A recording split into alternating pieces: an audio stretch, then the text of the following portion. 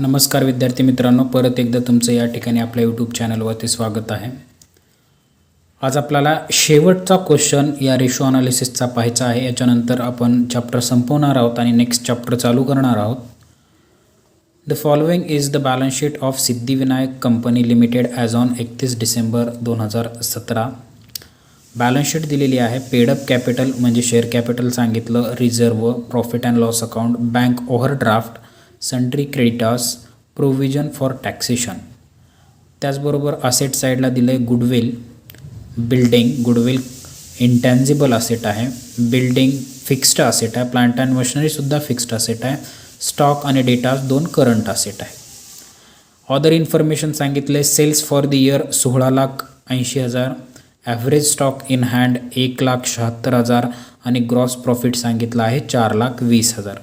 With this information we have to calculate, आपल्याला calculate करा काय म्हटले त्यांनी, you are required to compute current ratio, liquid ratio, proprietary ratio and stock turnover ratio.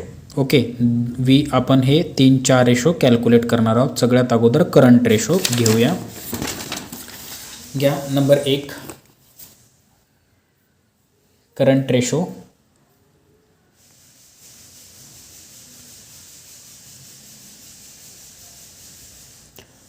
काय formula आहे आपल्या करंट रेशोचा? Current ratio is equal to current assets divided by current liability. क्वेश्चनमध्ये कोणकोणत्या करंट असेट आहेत म्हणून सांगितल्या, तर फक्त 2च होत्या, स्टॉक आणि debtors. Okay, as it is stock plus debtors divided by current liability कोणकोणत्या आहेत, तर करंट लायबिलिटी या ठिकाणी 4 आहेत। कोणकोणत्या? बँक ओव्हरड्राफ्ट, सन्ड्री क्रेडिटर्स आणि प्रोव्हिजन फॉर टॅक्सेशन, या 4 करंट लायबिलिटी आहेत। घ्या bank overdraft plus creditors plus provision for taxation. Okay, चला स्टॉक किती आहे? स्टॉकची amount 1,32,000, 1,32,000 plus debtors 1,70,000, 1,70,000 divided by bank overdraft किती आहे? बँक ओव्हरड्राफ्ट 22,500 अधिक 72,000 अधिक 40,000।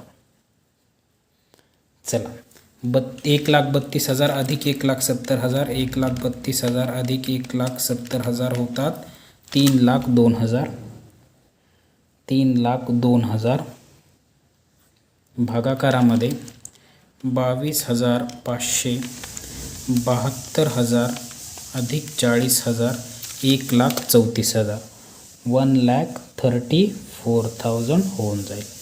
रेशो काढून घ्या।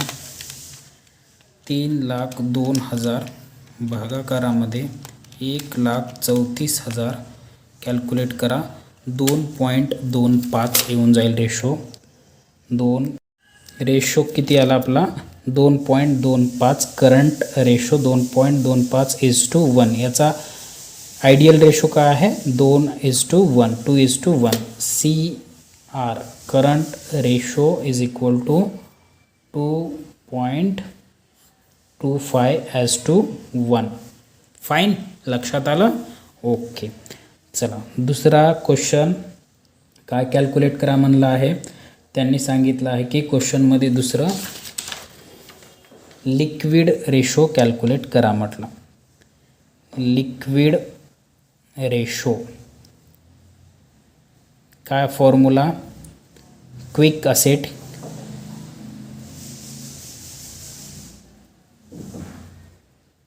Divided by current liability. Quick asset म्हणजे कोणत्या असेट? तर याच्यामधून स्टॉक मायनस करा, किंवा क्विक असेट म्हणजे all current asset except stock, किंवा स्टॉक मायनस करायचे, ते आपल्याला क्विक असेट म्हणजे स्टॉक मायनस करूनच लिहावा लागतो, म्हणजे एकच डेटर्स 1,32,000 नाही 1,70,000 डेटर्स 1,70,000 1,72,000 फक्त क्विक असेट म्हणजे debtors divided by current liability किती आहे फक्त याच्यामधून बँक ओडी मायनस करा 1,34,000 किंवा आपण काय करूया क्विक असेट रेशोचा फॉर्म्युला आपला सर्वांना माहीत आहे. क्विक असेट म्हणजे काय तर all current assets minus stock म्हणजे quick asset. Current liability minus काय bank OD CL minus bank OD करा येऊन जाईल तुमचं quick liability. Total current asset किती आहेत 1,34,000 त्याच्यामधून बँक ओडी किती आहे क्वेश्चनमध्ये 22,500 मायनस करा 22,500 1,34,000 वजा 22,500 1,34,000 वजा 22,500 1,11,500 वर 1,70,000 ॲज इट इज आणि 1,11,500 डिवाइड करा येऊन जाईल लिक्विड रेशो 1,70,000 भागाकारामध्ये 1,11,500 1.52 किती आला लिक्विड रेशो 1.52:1 हा आला liquid ratio.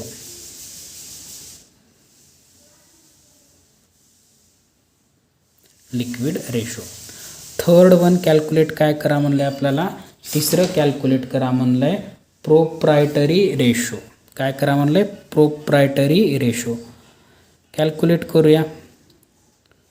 Proprietary ratio formula काय प्रोप्रायटरी रेशोचा तर स्टेक होल्डर म्हणजे share holder fund divided by total assets किती आहे शेअर होल्डर फंड क्वेश्चनमध्ये शेअर होल्डर फंड सांगितलं आहे 4,00,000 आणि टोटल असेट सांगितले आहेत 6,60,000.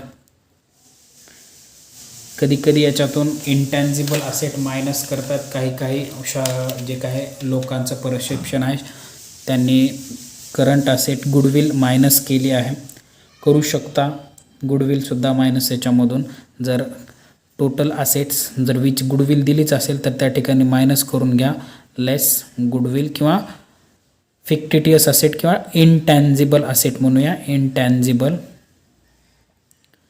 असेट्स एकच आहे गुडविल 60,000 मायनस करा येऊन जाईल 4,00,000 भागाकारामध्ये 6,00,000 प्रोप्रायटरी फंड येईल 4,00,000 भागाकारात 6,00,000 0.666 तुमचा काय आला प्रोप्रायटरी रेशो.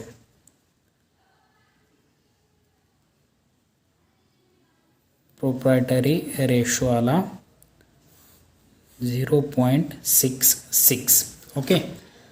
हा झाला प्रोप्रायटरी रेशो. आणि शेवटचं कॅल्क्युलेशन काय करायचं आहे आपल्याला तर क्वेश्चनमध्ये सांगितले त्यांनी की स्टॉक टर्नओव्हर रेशो काढा म्हणले. स्टॉक टर्नओव्हर रेशोचा फॉर्म्युला 4th नंबर लिहूया आपण 4 नंबर स्टॉक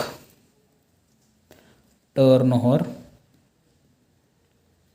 रेशो फॉर्म्युला काय स्टॉक टर्नओव्हर रेशोचा COGS cost of goods sold divided by average stock. मग कॉस्ट ऑफ गुड्स सोल्ड क्वेश्चनमध्ये COGS कशाला म्हणतो आपण COGS opening stock plus purchase minus closing stock म्हणजे असतं आपलं कॉस्ट ऑफ गुड्स सोल्ड. पण आजच्या क्वेश्चनमध्ये हे काहीच दिलं नाही ओपनिंग स्टॉक हे दिलं नाही काही नाही. सो या क्वेश्चनमध्ये सेल्स म्हणून काय लिहा COGS इज ट्रीटेड ॲज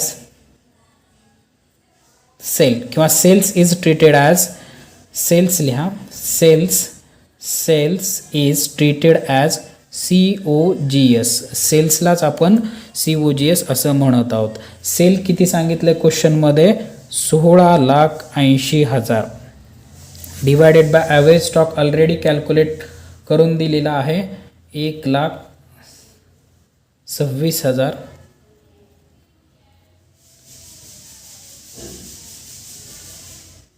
किंवा इथं जर आपण सेल पण दिले आणि ग्रॉस प्रॉफिट पण दिलाय तर COGS असं पण कॅल्क्युलेट करता येतो. जाऊ द्या हे असंच करूया, हे चूक म्हणूया.